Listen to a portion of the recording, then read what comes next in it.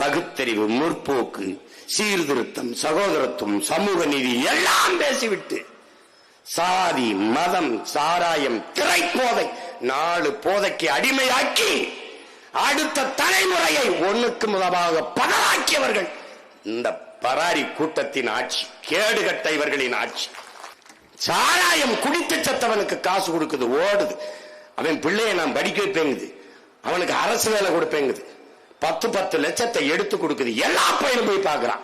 சட்டப்படி குற்றத்தை கொழுப்படுத்து போய் குடிச்சு செத்ததை, நடிகனை பார்க்க போய் சீக்கி செத்ததுக்கு 34 லட்சம் கொடுக்குது. 34 லட்சம்.